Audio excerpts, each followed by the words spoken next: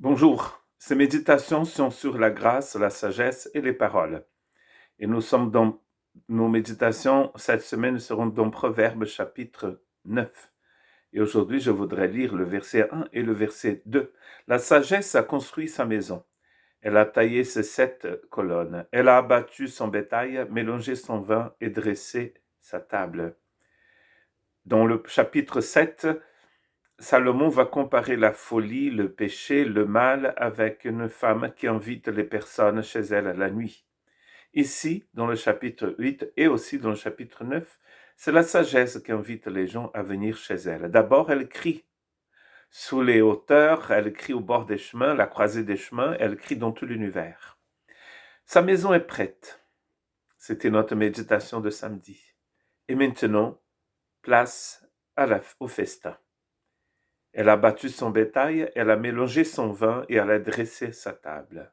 Donc c'est pour nous dire que la sagesse a tout préparé pour que nous puissions rentrer chez elle et pour fêter. Il a ici une idée de sacrifice. Elle a fait préparer ses sacrifices et elle a mélangé son vin. La boisson est prête, le sacrifice est prêt. Le festin peut commencer. Purifiez-vous donc du vieux levain afin d'être une pâte nouvelle, puisque vous êtes sans le levain. En effet, Christ, notre agneau pascal, a été sacrifié pour nous. Christ, notre agneau pascal, a été sacrifié. La maison est grande ouverte et le sacrifice a déjà été préparé. Donc tout le monde est invité à venir au festin, parce que tout est accompli, tout est fait. Il envoya encore d'autres serviteurs avec cet ordre. Dites aux invités, j'ai préparé mon festin. Mes bœufs et mes bêtes grasses sont tués. Tout est prêt. Venez aux noces. Matthieu chapitre 22, verset 4. Une parabole racontée par Jésus. Dans ces paraboles de Matthieu, où Jésus va parler des réalités du royaume de Dieu, il a cette magnifique parabole des noces. Tout est prêt et l'invitation a été envoyée.